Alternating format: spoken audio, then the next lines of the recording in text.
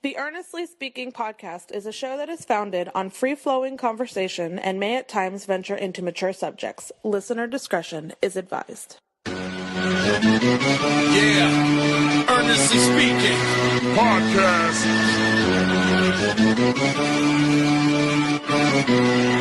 Let's get it. I'm a giant in New York, in Miami carry heat. So much more in store, my product can flood the street. Opinion Nation Godfather, CEO. Puff in the late 90s, gon' see me blow. Oh. Got my hustle on, no imitation of bad. Army of untouchables, Opinion Nation staff. Never an off season, homie, check the numbers. Heart throbbing my own right, supplying southern comfort. Earnestly speaking, my ego is well fed. Earnestly speaking, you're too feeble and no threat. See, I'm like a hurricane, you're a mild breeze. Earnestly speaking, leaving Eli a dynasty. Shake!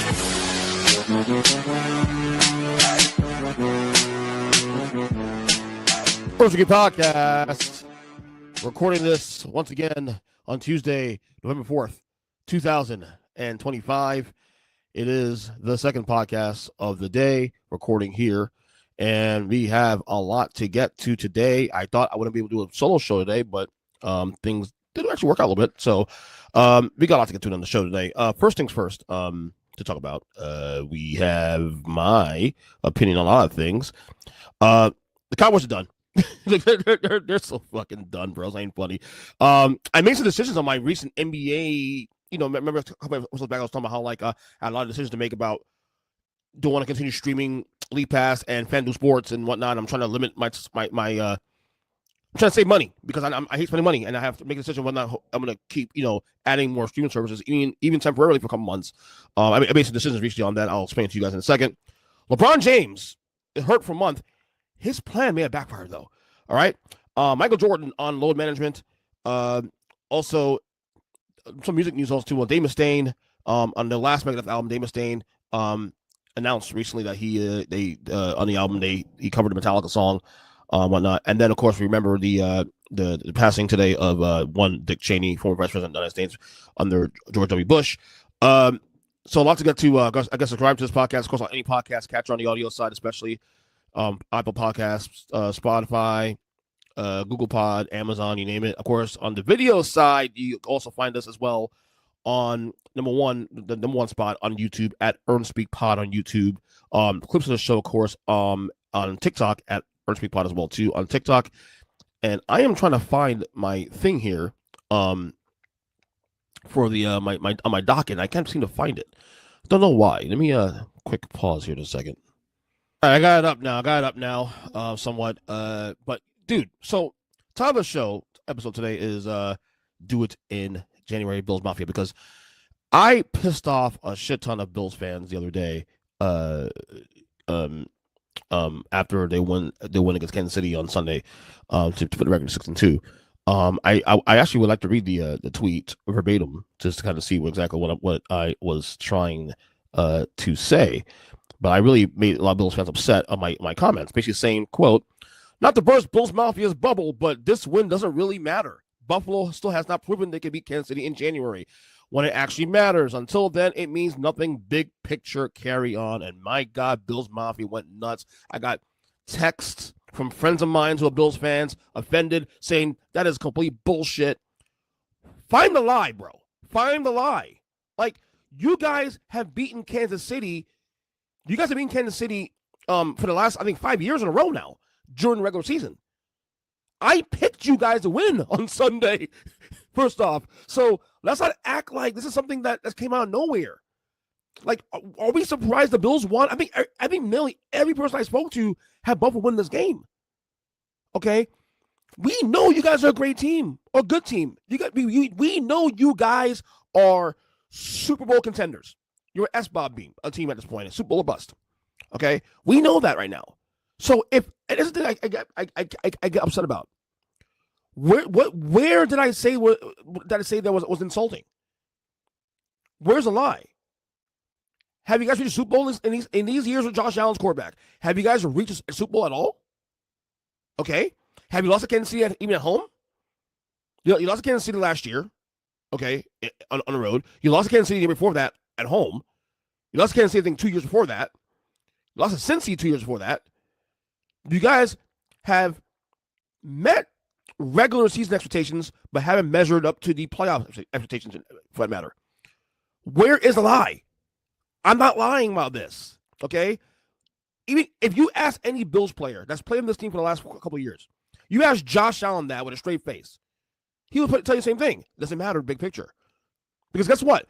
When you have, even though, yes, it helps, yes, does it help you guys put you in position for home field advantage and all that stuff? Absolutely, it does. No one's questioning that, okay? But even when you had that 2 years ago, how'd that turn out? Kansas City still beat you guys in Buffalo, en route to a Super Bowl title. So again, I'm not saying it's not wanting to happen. I'm rooting for you guys. Why are you getting mad at me for? Okay? All I said was, do it in January. That's all I said. Do it in January, okay? If you guys want to be respected, want to be treated like a Super Bowl contender, this is the stuff that comes with it. This is the pressure that comes with it, okay? You can't have both ways. You can't say you're being disrespected and then we look at you as a contender, but we see, obviously, the trends here that you have beaten Kansas City during regular season 30 years, but when it comes to the playoffs, you guys are melting down. Find the fucking lie. I'm not lying. you know what I'm saying? I'm not lying about this. You guys are just in your feelings. So stop taking the defense. Take respect that we expect you guys to do better. We expect you guys to come through in the end.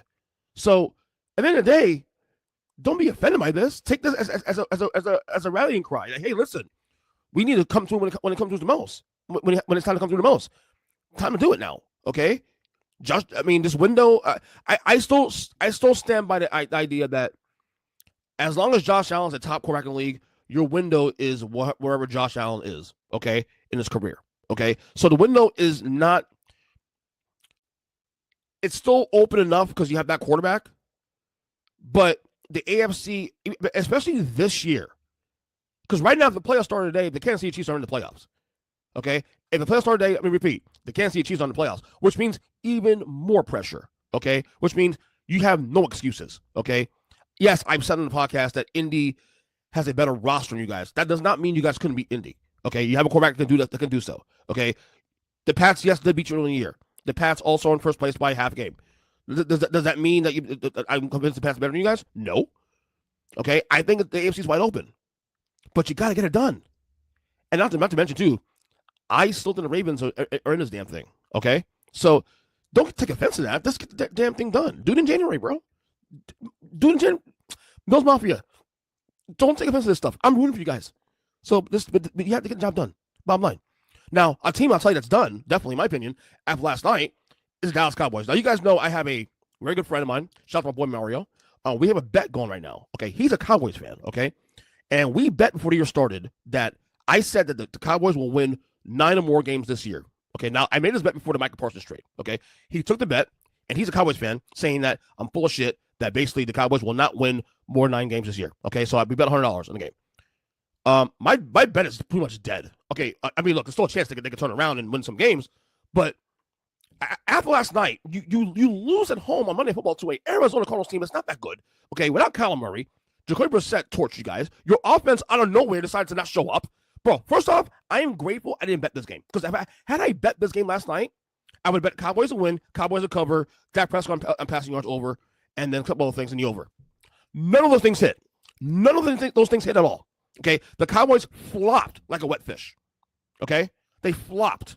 Okay? And then, so now they're 3-5-1 right now. Okay? With, I think, 9 games going to the year. Okay? 9 games going to the year or 8 games going to the year. Okay? You got to get 9. Okay? So the goal is to get to 9 wins. Okay? You have 3 right now. Can you find 6 wins on the schedule? Okay? Here's the remaining schedule. At Raiders next week. Or in 2 weeks, rather. Okay? They should win that game. That's 4 wins. Philly at home, which I think is that a Thanksgiving game? No. That's before Thanksgiving. So Philly at home. Again, weird visual optics. They could win that game, but I'm not going to give it to you. Okay? Then you got KC at home as well at Thanksgiving. Okay? KC's struggling right now, but where can you see myself picking the Cowboys win this game? Okay?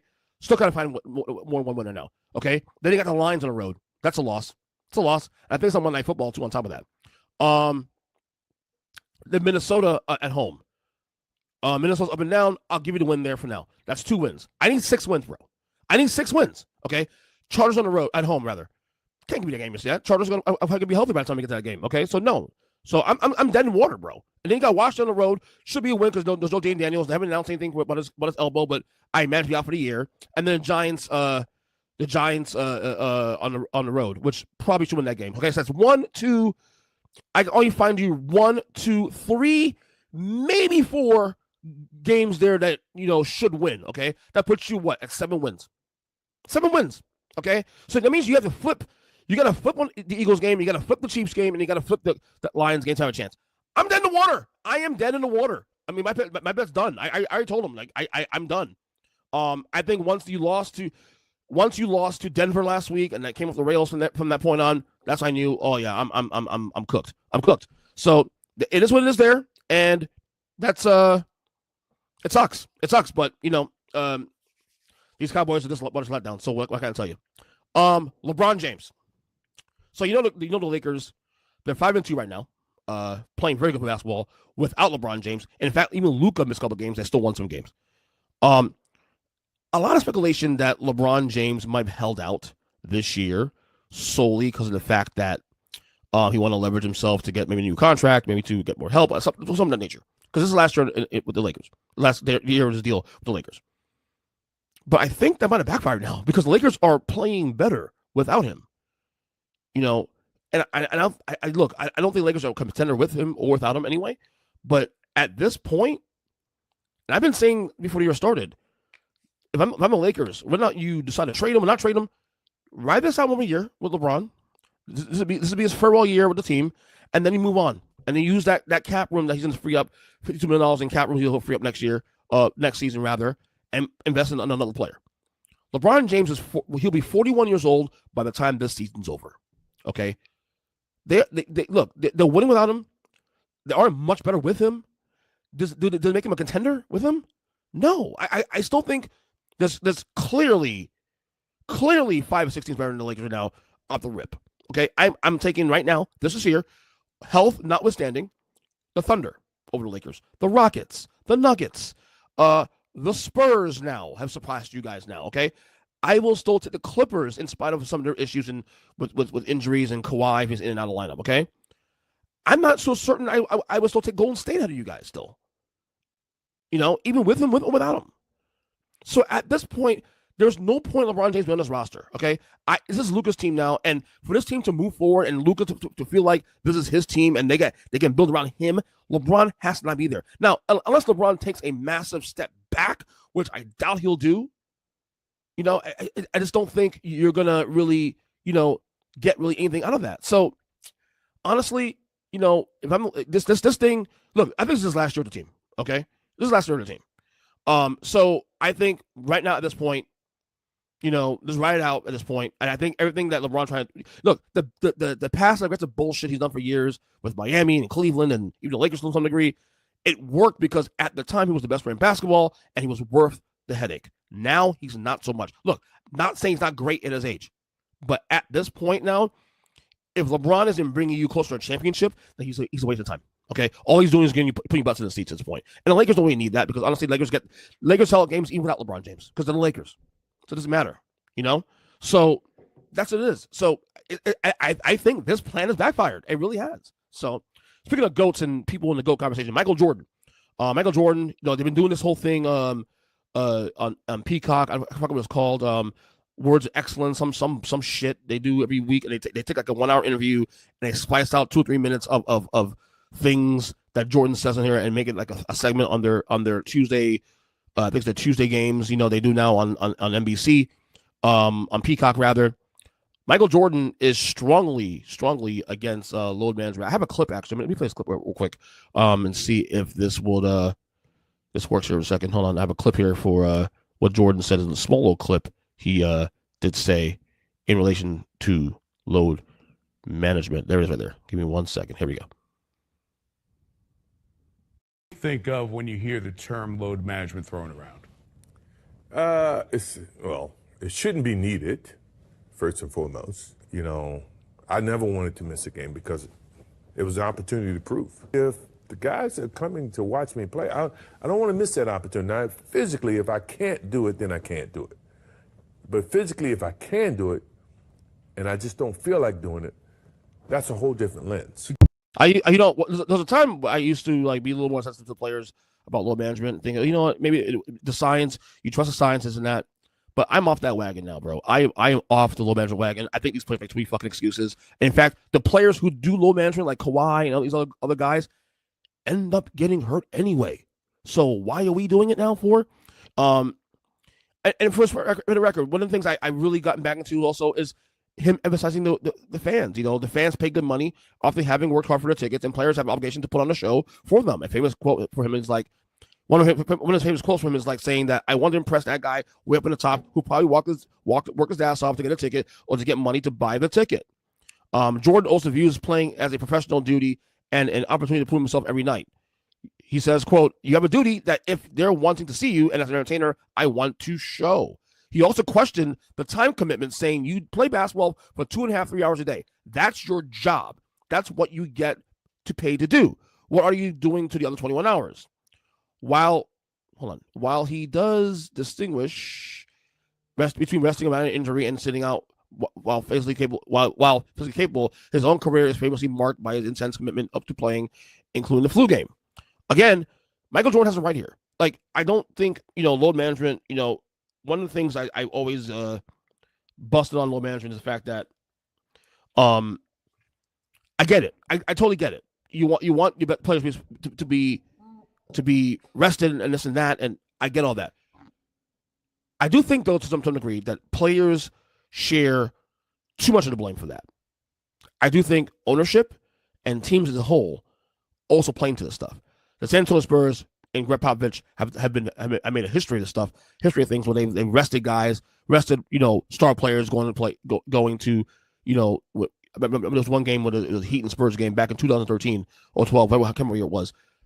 And that game, Greg Popovich decided to pull all his stars, Tony Parker, Tim Duncan, Manu Ginobili, and I think even Kawhi Leonard at the time was pulled in that game. And they got a lot of criticism at the time. Now, I get it. When you pay for a ticket, you're paying to see the Spurs in the Heat, okay? Not Tim Duncan versus LeBron James. However, it's a bad look. And the thing I've always pushed back on with these players is that the lack of self-awareness, okay? I think they're so in a bubble now, they forget that tickets ain't cheap anymore, bro. Tickets ain't cheap. And meanwhile, this kind of stuff is hurting the ratings, too, on top of that. There's many things in addition to turn the ratings. But one of the things that's really hurting ratings is the fact that people want to feel like they care. People want to feel like these players care about playing and putting the work down, put the work in. And you get the feeling that some of these players, Gene Butler is being one, I'll call some names, Kawhi Leonard being another one, is not that they're not hurt, but they are healthy enough to play despite being hurt. That's a problem. So while I have been very pro player when it comes to load management and whatnot and trusting some of the signs, at the same time, I think some of these players have won overboard now, and they've lost their way, and they've just forgotten what this is really all about. Because without the fans and us, you're not getting those big contracts. I always say all the time to you guys, when it comes to anything in life, in anything involving, entertainment of that nature, you want to impact change? Stop putting money in your pockets. You don't like the fact that WWE is raising prices on things and tickets for WrestleManias and that. The fact that streaming services are raising prices and doing this and that and making it harder for you to watch these events. Stop putting money in your pockets. Same applies to the NBA. And for some reason, it's somewhat working because the ratings have gone down. Although I would argue that the NBA doesn't necessarily rely on the simple ratings like it used to be. I think the NBA has acknowledged the fact that the game is different now in the sense where people in general just want their clips and their highlights and bite size opposed to just watching a 2.5-hour game. I get that. But at the same time, these numbers don't really help their case. Now, speaking of streaming and numbers and costs, I made a decision. So I told you guys in the podcast a few weeks back that, I put my foot down on getting the ESPN app. I put my foot down on adding NBA FanDuel, NBA League Pass, and also the FanDuel Sports app to watch the Miami Heat games. Now, I did decide to add one thing. I did add the FanDuel Sports to watch Heat games because that is what I'm actually passionate about. If there's any team in sports I'm most passionate about in the world, as you can see back here on my little thing here, the Miami Heat. So I do watch all their games. So I don't mind paying $20 a month because I know I get to watch their games, and there are a lot of games a month. So you're essentially paying for what, $2-3 a game? That's nothing. When you really break it down.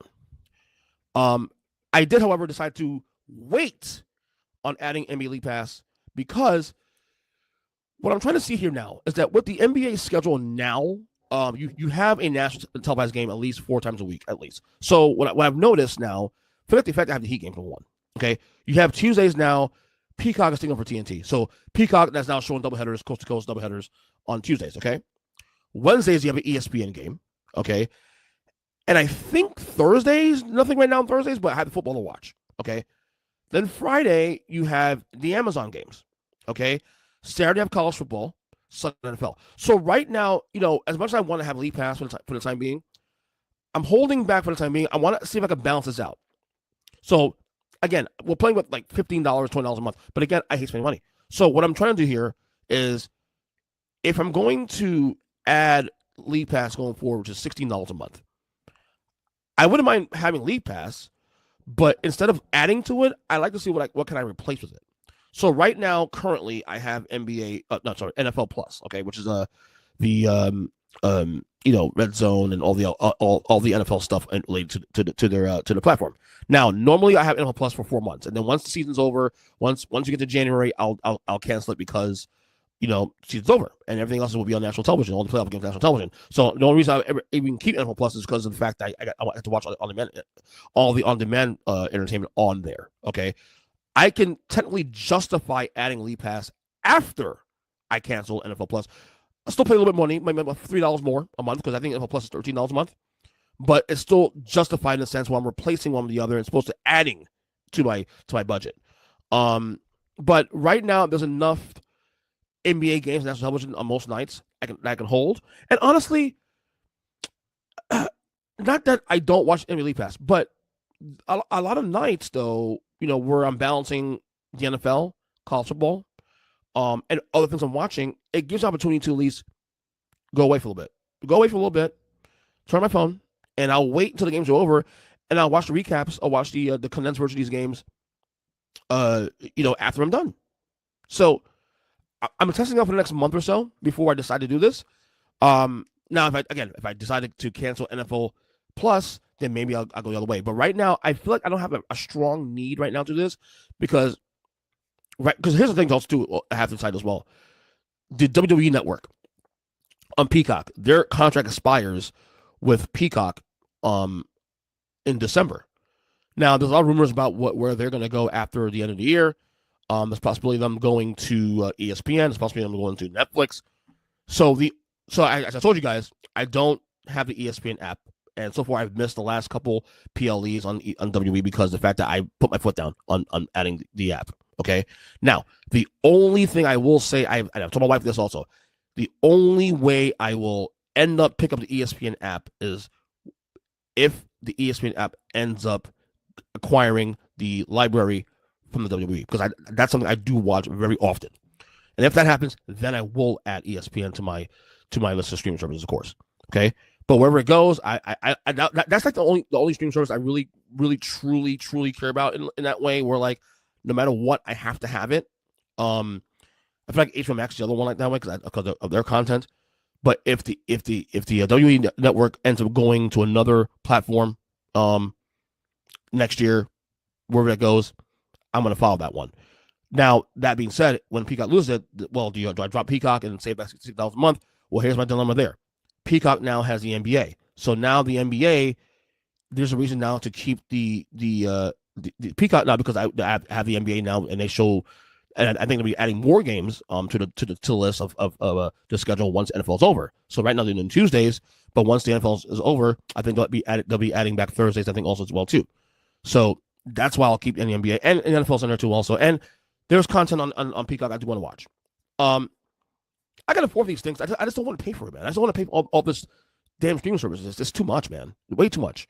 So for the time being, I'm going to hold right now. I add FanDuel Sports for that time being, And I'm like I said, there's enough NBA games on national television to hold on to right now.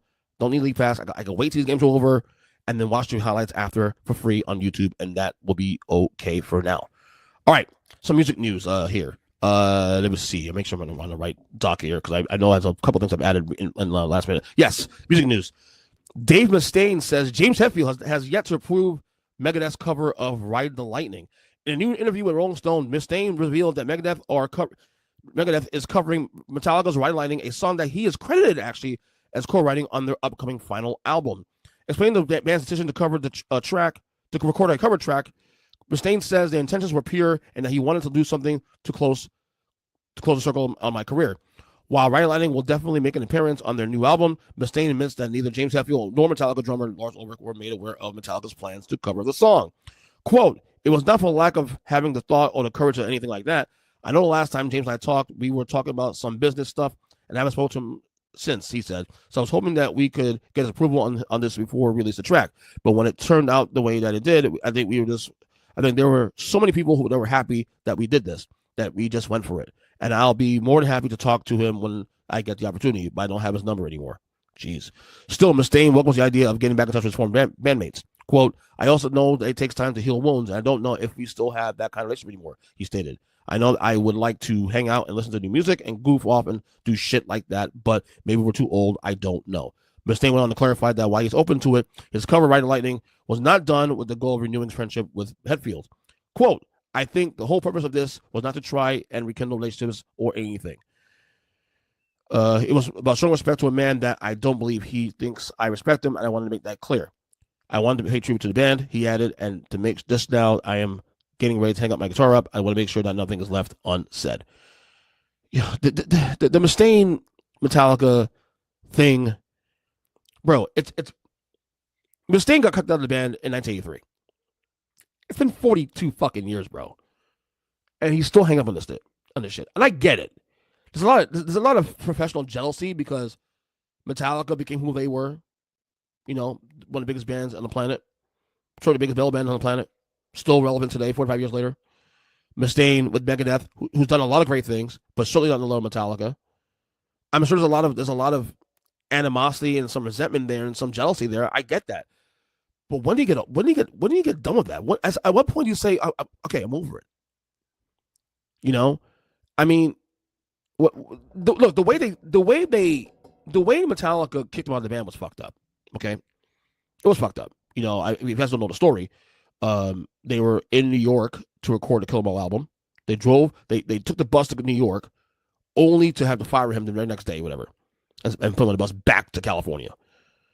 And the reason why they fired him is because there was a lot of like tension between him and James, because you know, and granted, these guys were fucking 18 years old. They were 18 years old. They were not mature adults. Okay, alcoholics too, especially a lot of drug issues too. So while the process of firing Mustaine back then was screwed up, the reasoning behind it was legit. So I'm not even defending Metallica here. Is this understanding? And also, remember too, remember they're doing this at 19, 20 years old. So you can't use the same logic as a 65-year-old, 64-year-old these guys are now. But I get it. But at what point do you say, okay, I gotta let this shit go, bro? Gotta let this shit go. You're 64, 65 years old. I don't know how old you are, but you're approaching mid-60s now. Okay? You've done a lot of great things with this band. What else do you need? I mean, I know. I know they've done some things recently. I know when they had the 30th anniversary of Metallica back in 2011, Mustaine came by to do a couple songs with them. I know Mustaine has appeared on the Some Kind of Monster documentary, and him and Lars had a little thing, and it's one of the most, you know, it reminds me of the Michael Jackson Prince relationship, you know, in pop music. Megadeth, Metallica, Mustaine, Hetfield, what do you call it? It's always fascinating, but at some point, Dave has got to get the fuck over it, bro. Like, look, I'm a massive Dave Mustaine fan. I think he's the greatest guitar player in the history of that genre. I've been saying it over and over again on this show, okay?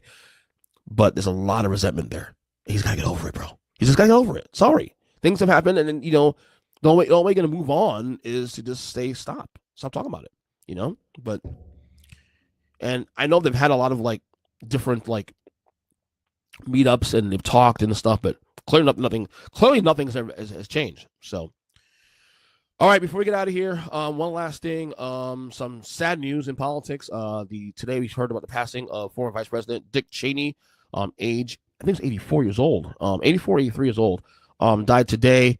Look, Dick Cheney is, to me, in my opinion, I don't want to say this as an insult because of, obviously today what it means, but Dick Cheney to me is the worst vice president in the history of this country. I've been one of the biggest Dick Cheney critics. In fact, I was talking about this morning.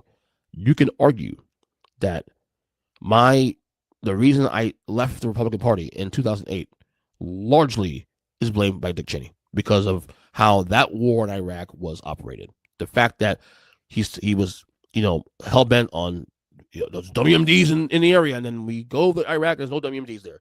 So he lied about the situation, and obviously to enrich his pockets. The military industrial complex, which I speak about a lot on this podcast, not to get political in this episode necessarily, but he was the example, literally the definition of that. Having said that, he's still a human being. You don't want to wish bad on anybody else, you know what I mean? But at the same time, it's like, it is what it is. He's 83, 84 years old. I mean, in that age bracket, I've been one of the biggest Cheney critics for years. In fact, you heard me in this podcast, I criticized Kamala Harris on the last campaign for president last year because he had Dick Cheney's daughter, on the stump for her, which bothered me because of her father. And that's unfair, but I will still feel the way I feel. So he's definitely one of the most polarizing politicians in my lifetime. Certainly in my lifetime, in my opinion, the worst vice president, but he's still a human being, and we'll still honor him. He still served our country. So rest in peace to Dick Cheney, and thoughts prayers to his family and friends, whatnot. So that will do for me on this podcast. Again, dated November 4th, 2025. I am on X at EJ Christian 7. Earnestly podcast across all podcast catchers on the audio side. Of course, like I said, if you got, you have Apple Music, you have Amazon Music, you have Spotify. I didn't say Stitcher for the record. I didn't say that. But especially on the video side, guys, subscribe please on YouTube, as we're closing to 500 subscribers on YouTube at Earn Speak Pod on YouTube. Clips of the show, the whole nine, all the great content on there as well too. You want clips of the show as well too on TikTok. You find some TikTok at Earn Speak Pod. Until the next episode, and by the way, we have a lot of episodes coming this week, so look out for that. We'll talk to you guys soon. Love you guys. Take care. Enjoy the rest of your Tuesday.